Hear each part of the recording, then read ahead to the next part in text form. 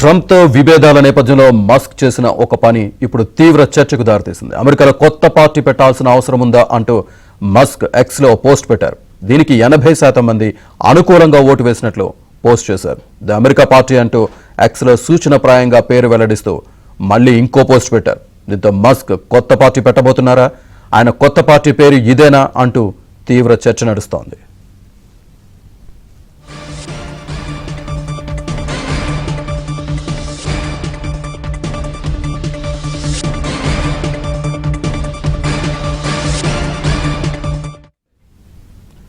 America అధ్యక్షుడు Trump, ప్రపంచ కుబేరుడు మస్క్ మధ్య స్నేహం కాస్త వైరంగా మారింది. ఇద్దరి మధ్య మాటల యుద్ధం మొదలై ఏకంగా పచ్చగడ్డి వేస్తే భగ్గుమనే పరిస్థితికి దారితీస్తోంది. వీరి వైరం ఇప్పుడు ప్రపంచవ్యాప్తంగా చర్చనీయాంశంగా మారింది. ఈ నేపథ్యంలో మస్క్ పై ట్రంప్ ఆసక్తికర వ్యాఖ్యలు చేశారు. ప్రస్తుత పరిణామాలపై మీడియా ట్రంప్ను ప్రశ్నించగా మస్క్ గురించి తాను ఆలోచించడం లేదన్నారు. తాను బిజీగా ఉన్నానంటూ సమాధానం దాటవేశారు.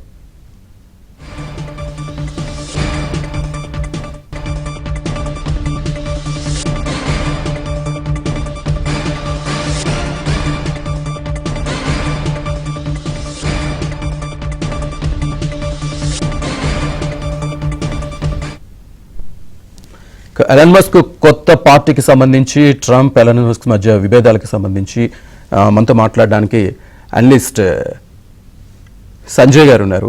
సంజయ్ గారు నమస్తే. నమస్తే అండి. సో అమెరికాలో జరుగుతున్న ఈ ప్రస్తుత పరిణామాలను ఏ విధంగా చూడాలంటారు? ఇదేమి ఊహించని పరిణామం కాదండి. ఎందుకంటే ఎలాన్ మస్క్, ప్రెసిడెంట్ ట్రంప్ కొట్టుకుంటారు, కానీ 6 నెలల్లో కొట్టుకుంటారా, సంవత్సరంలో కొట్టుకుంటారా అన్న దాని మీద చర్చ నడుస్తోంది. మామూలుగా అనుకున్న దానికంటే కాస్త తొందరగానే కొట్టుకోవటం కొద్దిగా ఆశ్చర్యం కలిగిస్తోంది జనాలకి.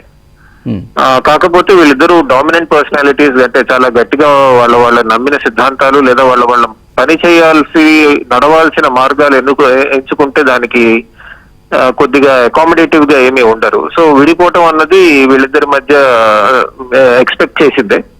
కాకపోతే ఇంత తీవ్ర స్థాయిలో కొట్టుకుంటారు, ఇంత తీవ్రంగా, ఇంత ఎర్లీగా విడిపోతారని ఎవరు ఊహించలేదండి.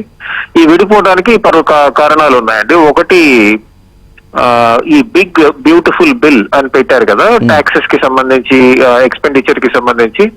అందులో మనం నమ్మిన సిద్ధాంతాలు, అంటే చిన్న ప్రభుత్వం ఉండాలి అమెరికాలో, మిగతాదంతా ప్రైవేట్ సెక్టరు సమాజమే నడుపుకోవాలి, ప్రభుత్వం చాలా చిన్న పాత్ర పోషించాలి అని సాధారణంగా రిపబ్లికన్స్, అందులోనే రిపబ్లికన్స్ లో ఎక్స్ట్రీమిస్ట్ వర్గాలు ఇంకా చిన్న ప్రభుత్వం ఉండాలని వాదిస్తూ ఉంటాయండి ఎప్పటి నుంచో. ఆ ఆలోచన విధానాన్ని మస్క్ సపోర్ట్ చేస్తారండి. అయితే ఈ పెట్టిన బిల్ ఏదైతే ఉందో అది చాలా ఎక్స్పెండిచర్ ఎక్కువగా ఉండి ఒక పెద్ద ప్రభుత్వాన్ని మళ్లీ రంగంలోకి దింపుతున్నారు. మనం ప్రామిస్ చేసిన వాగ్దానాలు లేదా మనం సాధించాల్సిన ఆశయాలకి విరుద్ధంగా ఈ ఎక్స్పెండిచర్ బిల్ ఉందని ట్రంప్ తో విభేదిస్తున్నారు ఎలాన్ మస్క్. సో దానికోసం కొత్త పార్టీని పెట్టాలని ఆయన వాదిస్తున్నారండి.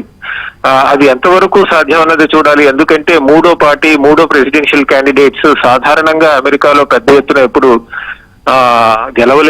గెలవకపోగా 5% ఓటు షేర్ కూడా దాటడం జరగలేదండి చాలా సార్లు. నాకు తెలిసి రాస్ పెరో అనే క్యాండిడేట్ కొద్దిగా 5%, 6% మార్క్ బ్రీచ్ చేసినట్టు న్యూస్ ఐటమ్స్ ఉన్నాయండి. కాకపోతే ఈ అమెరికన్ పార్టీ అన్నది ఒకవేళ రంగంలోకి దిగితే మిడ్ టర్మ్ ఎలక్షన్స్ మీద ఎలా ఉంటుంది వాటి ఇంపాక్ట్ అని కూడా మనం ఆలోచించాల్సి ఉంటుందండి. అంటే వీళ్ళు ఎవరు ఓట్లను చీల్స్తారు, అంటే డెమోక్రాట్స్ ఓట్లను చీల్స్తారా లేదా రిపబ్లికన్ పార్టీ ఓట్లను చీల్స్తారా అన్నది వేచి చూడాల్సి ఉంటుంది.